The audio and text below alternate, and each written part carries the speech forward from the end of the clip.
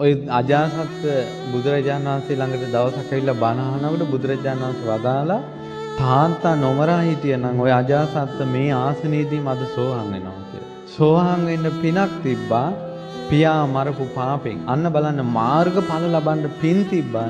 ඒ පින වැහෙනවා මවට පියාට අනතුරක් කරලා තිබ්බොත්. හැබැයි යාට සෝහන් වෙන්න පිනක් තිබ්බනේ අජාසත්තට. ඒතර යාන් සම්පූර්ණ ධර්ම සංගායනා ආදී දේවල් රහතන් වහන්සේලාගේ ජීවිතවලට සෑහෙන උපකාර කළානේ පස්සේ කාලේ. ඒ පින යාට තියෙනවද නැද්ද? එයා කල්පයක් අපායේ දුක් විඳලා ඊළඟට මනුස්ස ලෝකෙකට ආපු තැන බුදුවරයෙක් පහළ වෙලා හිටියොත් එයා ධර්මය අවබෝධ කරනවා. ඒ ධර්මය අවබෝධ කරන්නේ එයා වෙච්ච වැරද්ද මැත්තේ නැහුන් නැති නිසා.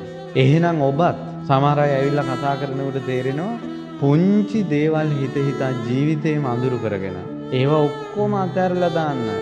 අමතක කරලා දාන්න. අවුරුදු 40000ක් ආයුෂ තියෙන කාලේ තිබ්බ දේවලුත් නැති වෙලා ගියා නම් අපිට අහිමි වෙලා ගියා නම් අපිට මේ මොනවද? තණ්හාවෙන් තෘෂ්ණාවෙන් අල්ලගන්න එපා මේ ලෝකේ. මේ ඔක්කොම අතාරින්න සිද්ධ වෙනවා.